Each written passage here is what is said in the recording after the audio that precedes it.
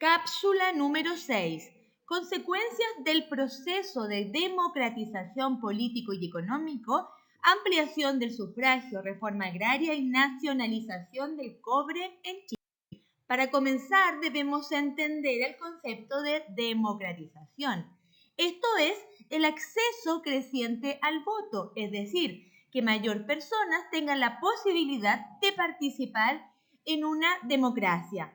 Participación de la mujer, trabajadores y estudiantes en la vida pública, como también mayor acceso a la educación y la cultura. Debemos comprender que a la primera mitad del siglo XX en nuestro territorio comienza a aparecer la denominada clase media. Lo que logra, ¿cierto?, es una modernización y expansión de la educación durante el siglo XX. Se originó una cultura de profesionales, intelectuales, funcionarios públicos, miembros de las Fuerzas Armadas que vivían en las ciudades. Durante el siglo XX, esta clase media fue teniendo un rol cada vez más preponderante en la política nacional y el mundo profesional y artístico. Con ello también se desarrolla el denominado movimiento obrero a inicios del siglo XX. Los trabajadores no contaban con una legislación social o laboral que los protegiera, por ende, se organizan para solicitar esas mejoras. En la década de 1910, los obreros se organizaron en la Federación Obrera de Chile.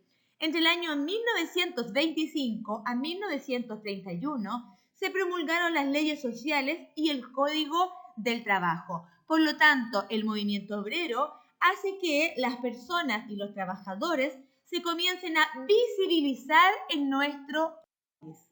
Con ello, además, se suma al proceso de democratización la obtención del voto femenino, ¿cierto?, durante la segunda mitad del siglo XX. Desde la primera mitad del siglo XX comienzan, ¿cierto?, a organizarse las mujeres para poder solicitar esta lucha por la igualdad de derechos con los hombres, esta lucha justa por la igualdad de derechos con los hombres. Gracias a ello, las mujeres consiguieron acceder a la educación y participar en la vida política del país. Luego de eso, en la segunda mitad del siglo XX, nuestro país vivió una serie de proyectos políticos excluyentes, unos representando a la derecha, otros al centro y otros al sector de la izquierda. En representación, ¿cierto?, del sector de la derecha, nos encontramos con Jorge Alessandri Rodríguez, cuyo lema, ¿cierto?, dentro de su mandato fue la revolución de los gerentes. Tras el triunfo con mayoría relativa en la elección presidencial de 1958, llega al poder el hijo del León de Tarapacá, es decir, Jorge Alessandri Rodríguez. Se desarrolla un gobierno independiente pero apoyado por la derecha, con énfasis en la gestión empresarial y medidas liberalizadoras, ¿cierto?, en la economía. Un impacto económico, ¿cierto?, generado por el terremoto de 1960. Se produce una alianza en el Partido Radical a mediados de su gestión. Inicios del proceso de la reforma agraria con la dictación, ¿cierto?, de una ley, la ley en 1962, que se llamaba la reforma del macetero. Se crea, ¿cierto?, la Corporación de Reforma Agraria, CORA, y el Instituto de Desarrollo Agropecuario, el INDAP. Posteriormente a esto, con su lema Revolución en Libertad entre 1964 y 1970, se desarrolla el gobierno de Eduardo Frei Montalva, cuyo objetivo, ¿cierto?, era la promoción popular, aspiraba a otorgar autonomía política a los sectores populares urbanos, mediante juntas de vecinos, centros de madres, clubes deportivos, entre otros. Promovió, ¿cierto?, llevó a cabo la chilenización del cobre, que no es lo mismo que la nacionalización, ¿ya?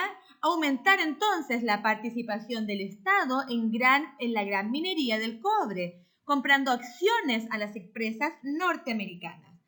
Se producen además reformas sociales, cambios al sistema educacional y fortalecimiento de la política habitacional. Hacia fines del gobierno de Frei se produce un incremento de la movilización social y la radicalización ideológica. Surgen agrupaciones como el MIR en la izquierda y el MAPU en la democracia cristiana. Por otra parte, aparecen agrupaciones como Patria y Libertad por el lado de la derecha en nuestro territorio.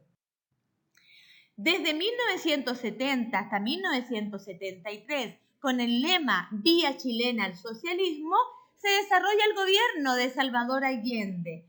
Aumenta la polarización política y social. Hay un desarrollo de movilizaciones y paralizaciones por parte de la oposición. Paro de camioneros, por ejemplo, en el año 1972. Hay una organización del Poder Popular por el MIR y el Partido Socialista. Plantea cordones industriales y comandos comunales. Hay violencia política y atentados por la extrema derecha.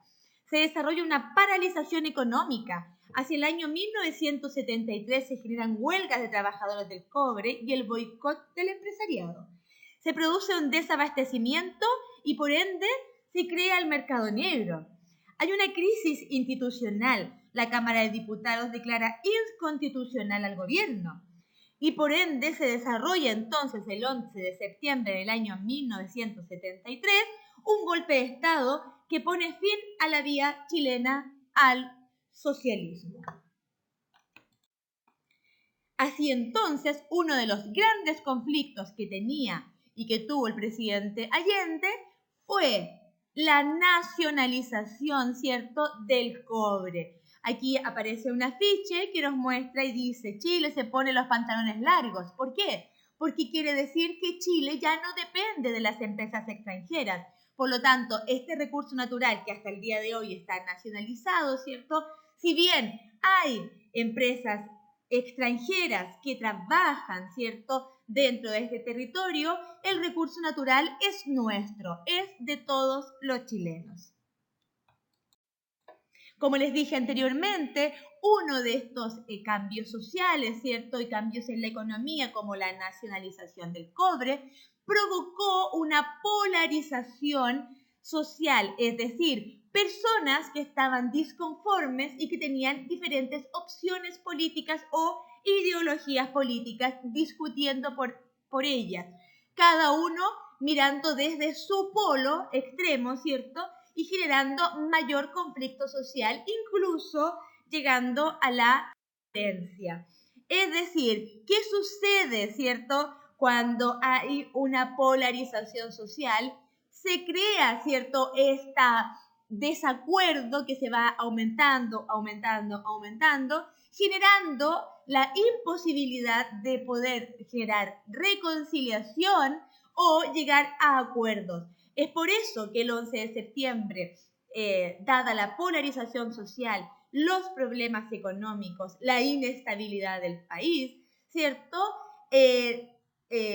las Fuerzas Armadas junto con Carabineros crean, ¿cierto?, y desarrollan este golpe de Estado, tomando el poder en forma abrupta y violenta, sacando entonces un gobierno elegido en forma democrática e instaurando en él entonces una dictadura.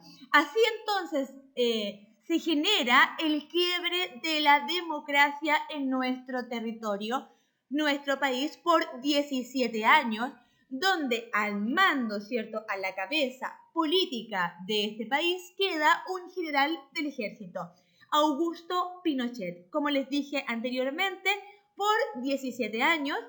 Lo vamos a analizar en la cápsula número 7, cuáles fueron sus consecuencias y qué genera en el país 17 años de vivir en dictadura. Además, vamos a comprender cómo nuestro país, además, logra volver, retomar y recuperar la democracia.